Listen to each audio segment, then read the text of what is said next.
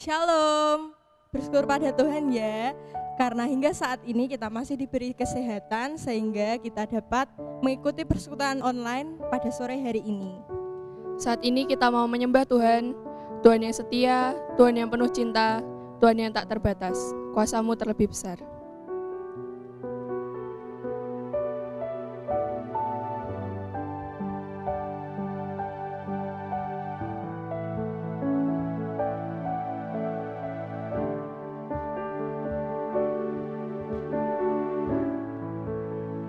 Kuasa-Mu terlebih besar,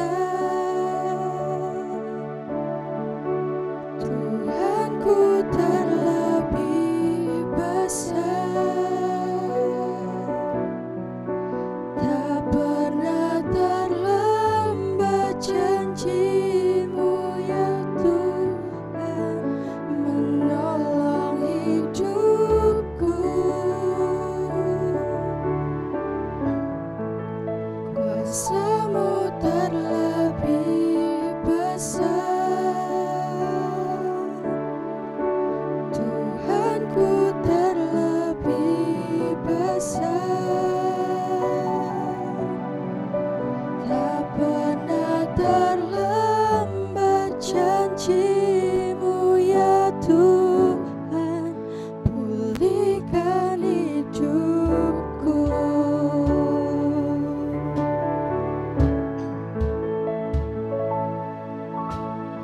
Hanya Kau Tuhan penolongku,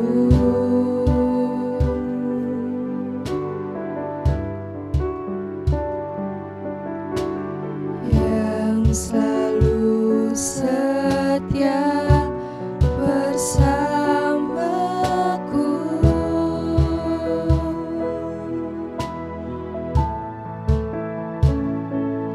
Kasih-Mu yang sanggup mengubah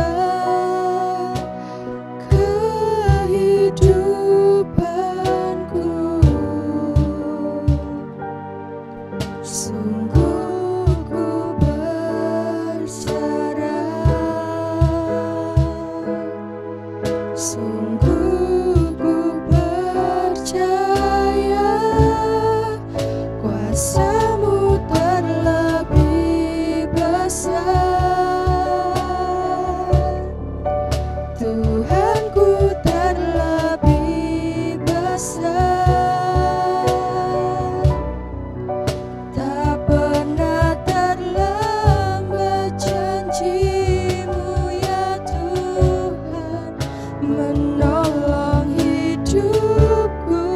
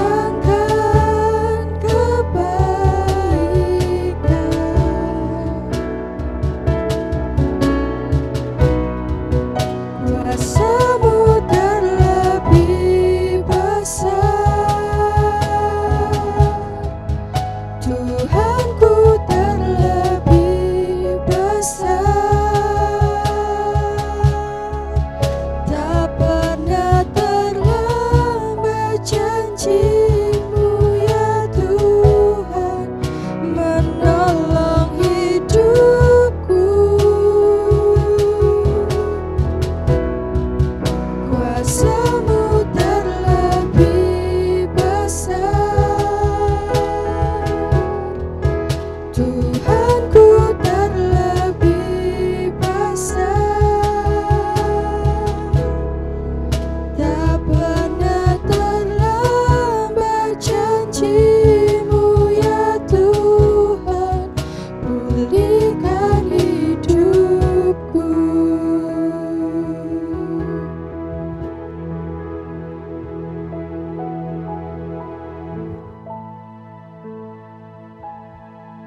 Mari teman-teman kita berdoa.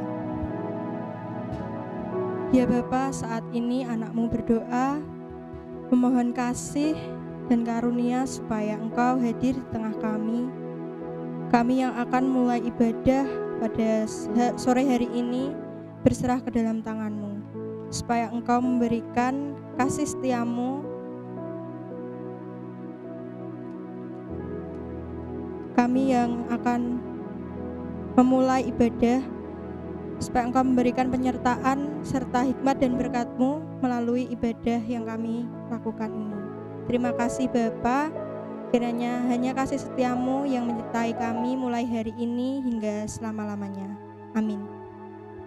Sekarang marilah kita bersatu dalam satu suara menaikkan pujian, hormat, dan kemuliaan bagi Allah. Tiba saatnya.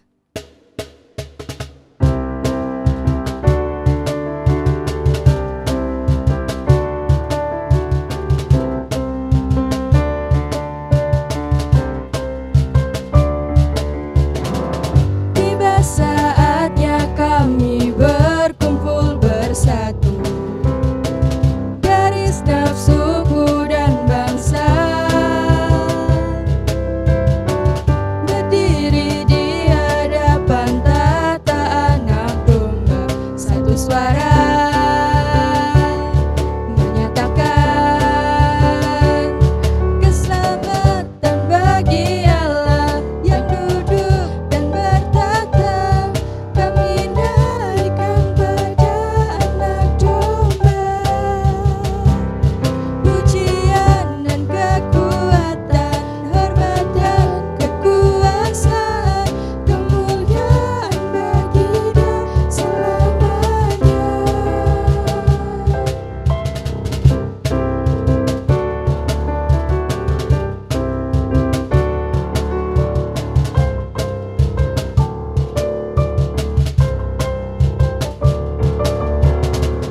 Tiba saatnya kami berkumpul bersatu dari segenap suku dan bangsa,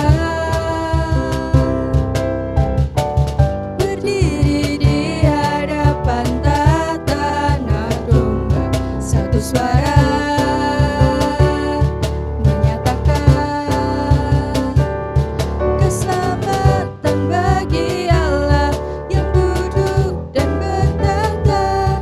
Kami naikkan pada anak domba, pujian dan kekuatan, hormat dan kekuasaan, kemuliaan bagi Dia selamanya. Keselamatan bagi Allah yang duduk dan bertata. Kami naikkan pada anak domba, pujian dan kekuatan, hormat dan kekuasaan, kemuliaan bagi Dia selamanya. Kemuliaan bagi Dia, kemuliaan bagi Dia, kemuliaan bagi Dia selamanya.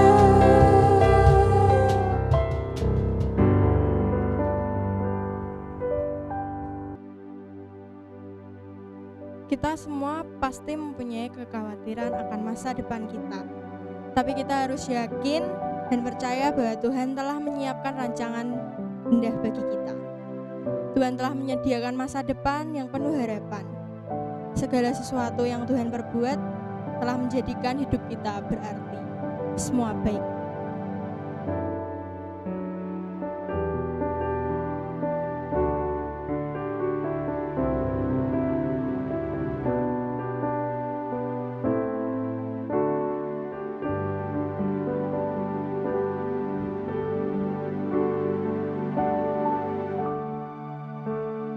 Dari semula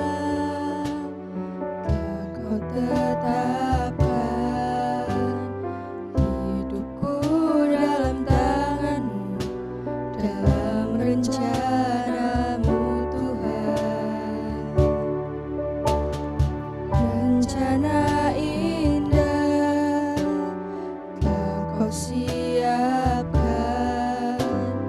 bagi masa depanku yang penuh harapan. Semua baik, semua baik, segala yang telah Kau perbuat di dalam hidupku. Semua baik, sungguh teramat baik, Kau jadikan hidupku berarti.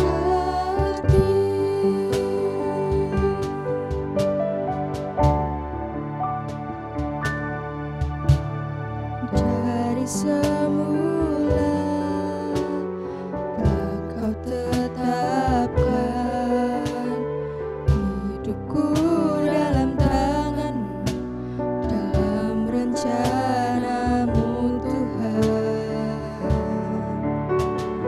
Rencana indah telah Kau siapkan bagi masa depanku yang penuh harapan. Semua baik, semua baik, segala yang telah Kau perbuat di dalam hidupku. Semua baik, sungguh teramat baik, Kau jadikan hidupku berarti.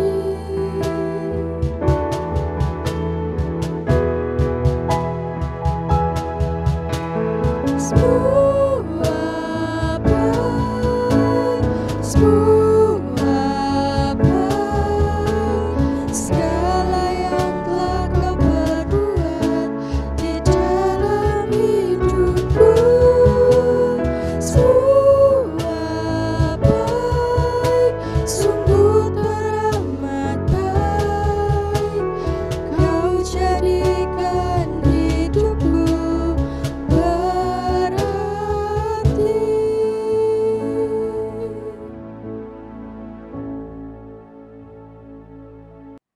Oke, sebelum kita membaca dan mendengarkan firman Tuhan, mari kita bersatu di dalam doa.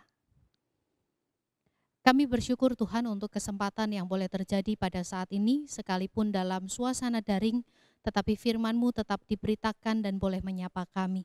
Berkati hamba-hamba-Mu yang melayani pada hari ini, dan biarlah firman-Mu boleh menyapa setiap jiwa yang kering untuk boleh mendapatkan kesegaran. Di dalam nama Tuhan Yesus kami berdoa.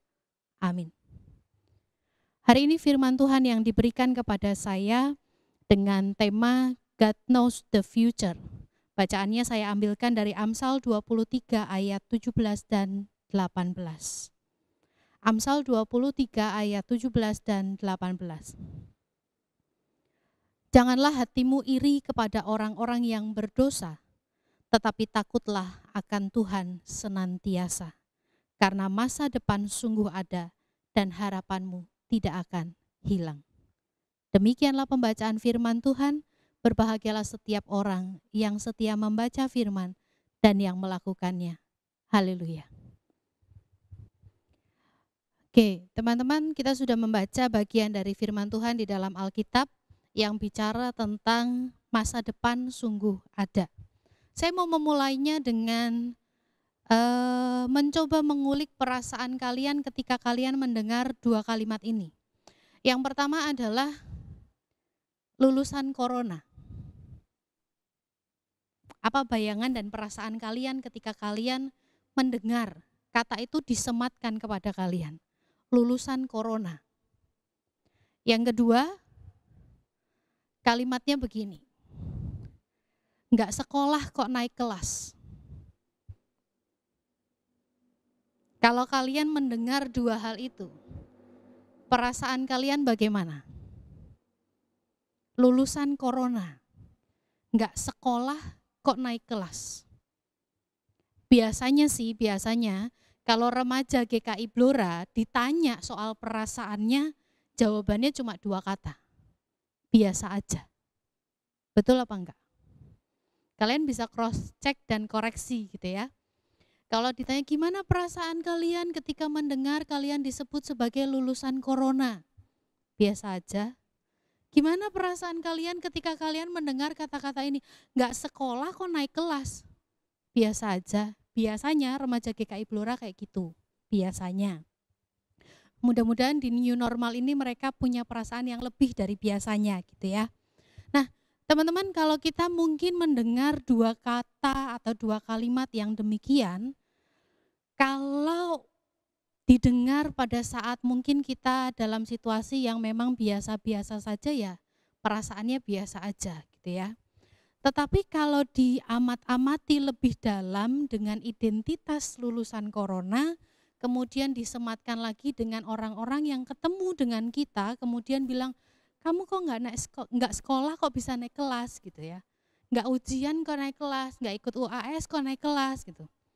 Mungkin ada sedikit sekali kesan kita ini kayak diremehkan, seolah-olah aku tuh kayak belum pantas lulus gitu ya, aku tuh kayak belum pantas buat naik kelas, soalnya nggak ada sekolah, sekolahnya online gitu. Nah, mungkin ada kesan sedikit diremehkan.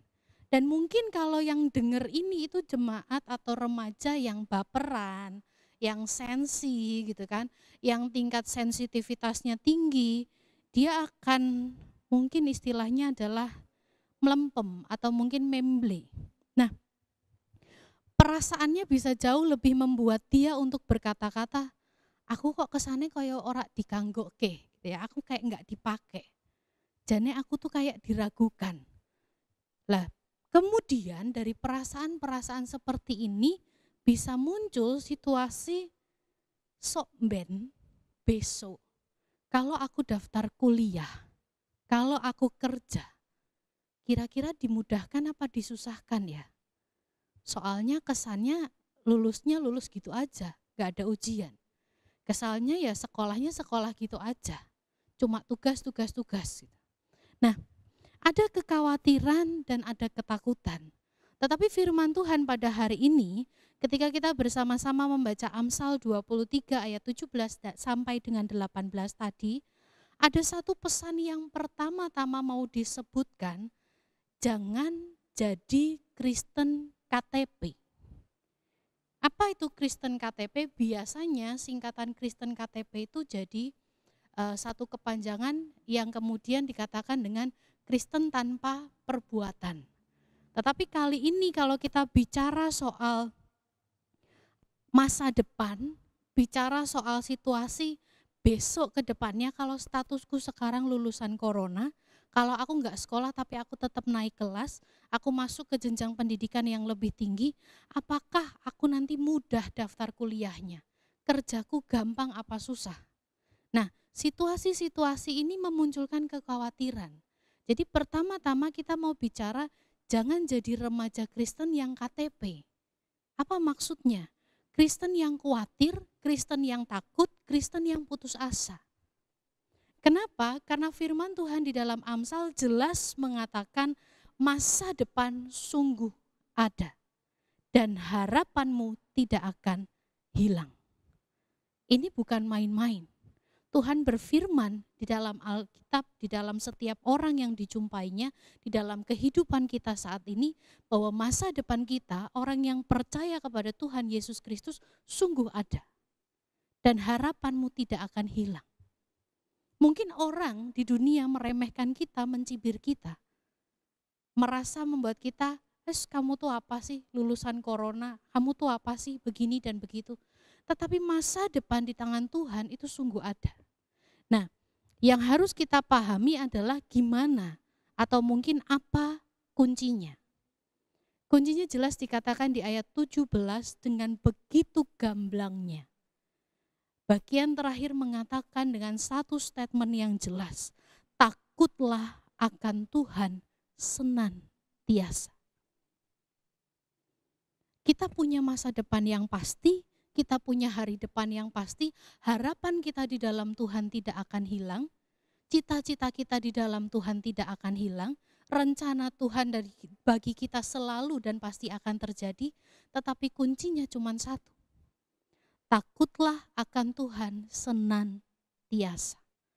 Apa itu senantiasa? Senantiasa artinya bukan cuma saat ini aja. Bukan cuma saat corona saja. Kita takut akan Tuhan, kita berdoa setiap saat, minta supaya Tuhan pulihkan, supaya kota Blora ini jadi zona hijau, supaya begini dan begitu. Bukan saat corona aja kita takut dan hormat akan Tuhan.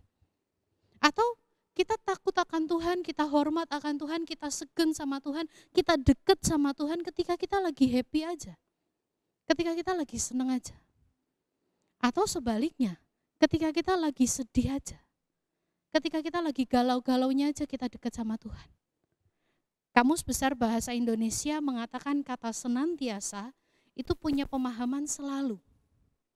Tidak putus-putusnya. Bukan putus nyambung gitu maksudnya ya. Tapi tidak putus-putusnya, terus-menerus setiap saat, setiap waktu. Takut akan Tuhan setiap saat, setiap waktu. Bicara soal masa depan yang baik, masa depan yang cerah, tidak ada satupun dari kita yang tidak pengen punya masa depan yang cerah, punya masa depan yang baik. Apalagi di tengah situasi pandemi yang memang masa depannya tidak bisa ditebak seperti sekarang ini. Tetapi hal ini membawa saya pada satu peristiwa dari seorang tokoh Alkitab yang mungkin sangat familiar dengan kita. Teman-teman bisa pahami kisah Yusuf. Saya yakin teman-teman sudah sangat mengerti tentang kisah Yusuf. Apa yang terjadi dengan Yusuf? Happy ending. Dia punya akhir cerita hidup yang bahagia. Dia sukses di negeri asing. Dia dipercaya dengan begitu banyak kepercayaan. Tapi prosesnya, bagaimana dia menjalani untuk mencapai masa depannya? Apakah ketika dia dijual oleh saudara-saudaranya, dia tahu bahwa dia bukan seorang yang akan berhasil, atau dia yang seorang yang akan berhasil? Bisa saja pada saat itu dia nggak tahu. Dia dibenci saudara-saudaranya, dia dijual kepada seorang asing untuk menjadi budak, sendirian di dalam pengasingan, tetapi dia tetap berpegang pada firman Tuhan. Dia tetap dekat dengan Tuhan. Dia tetap menyembah kepada Tuhan. Bahkan di masa depan sudah tersedia hal yang begitu luar biasa yang kita nggak bisa kira. Teman-teman bisa bayangkan, kalau dia dijual untuk menjadi seorang budak, apa masa depan seorang budak pada waktu itu? Ya budak juga. Tetapi apa yang terjadi dalam peristiwa Yusuf? Ketika ia menjalankan bagiannya untuk tetap mengandalkan Tuhan, iman Yusuf tidak melempem, iman Yusuf tidak pudar, iman Yusuf tidak terkaburkan oleh segala situasi badai kehidupan yang dialami. Bahkan sampai pada satu kesempatan ketika dia harus digoda oleh seorang istri Potifar. Dia digoda untuk berbuat dosa, tetapi dia tidak tergoda. Kejadian 39 ayat 9 memberikan satu ketegasan. Bagaimana mungkin aku melakukan kejahatan yang besar ini dan berbuat dosa terhadap Allah? Teman-teman yang dikasihi oleh Tuhan, Allah sudah merancangkan satu masa depan yang indah untuk Yusuf. Dan yang dikerjakan oleh Yusuf hanya mengerjakan bagiannya untuk tetap bertahan pada kebenaran dan keteguhan iman dengan dasar takut akan Tuhan. Itu yang menjadi bagian kita sekarang. Takut akan Tuhan. Sekarang mungkin kita terkesan diremehkan. Sekarang mungkin kita terkesan tidak dikanggoke. Sekarang mungkin kita terkesan orang-orang memandang sepele. Bahkan katanya ada yang meragukan ke depannya tentang mutu kualitas pendidikan kita ke depannya. Tetapi masa depan di dalam Tuhan adalah satu kepastian untuk beroleh kemenangan. Kuncinya hanya satu. Kita bersedia untuk tetap menjalani bagian kita, takut akan Tuhan. Yusuf mengerjakan bagiannya. Tuhan menjamin masa depannya. Jangan jadi remaja yang mandek, yang mengurung diri, yang baperan, yang puas sama apa yang ada, yang tidak mau berdamai dan perubahan. Tetapi setiap bulir penderitaan yang Tuhan hadirkan dalam kehidupan kita, Tuhan pun akan menghadirkan setiap kemenangan di dalamnya. Kuncinya sekali lagi hanya satu, takut akan Tuhan. Mari kita berdoa. Terima kasih ya Tuhan untuk jaminan masa depan kami. Dalam masa penantian ini, berikan kami kekuatan, kemauan, dan kemampuan untuk melakukan semua yang menjadi bagian kami sesuai dengan kehendak Tuhan. Amin. Sekarang kita tak perlu takut dan tak perlu bimbang. Kita serahkan seluruh jiwa dan pengharapan kita untuk rencana Tuhan bagi hidup kita. Ajaib Kau Tuhan.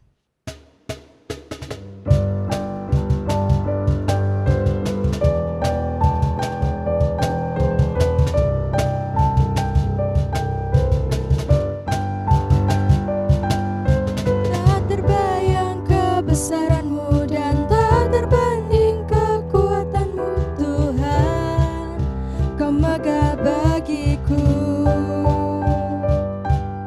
Segenap jiwa dan pengharapan telah ku serahkan untuk rencana-Mu Tuhan, Kau Raja atasku.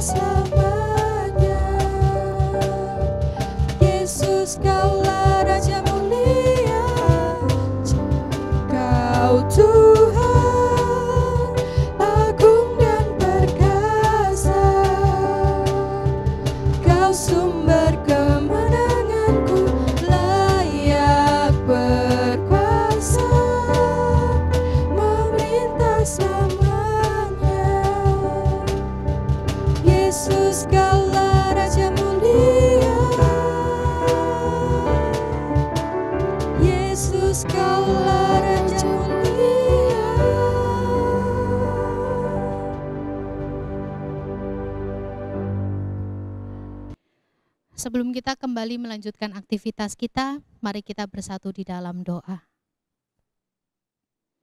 Kami bersyukur Tuhan untuk setiap kesempatan yang Tuhan izinkan terjadi di dalam pertemuan kami secara daring pada saat ini. Dan segala aktivitas yang kami lakukan dalam persekutuan ini biarlah memuliakan nama Tuhan. Karena kami percaya berkat Tuhan senantiasa ada dalam kami. Kasih kemurahan Allah Bapa Surgawi, persekutuan dengan Tuhan Yesus Kristus dalam kuasa Roh Kudus menyertai setiap anak-anak-Mu sekarang dan selama-lamanya. Amin. Terima kasih teman-teman. Persekutuan Rastus sudah selesai. Tuhan Yesus memberkati. Dadah.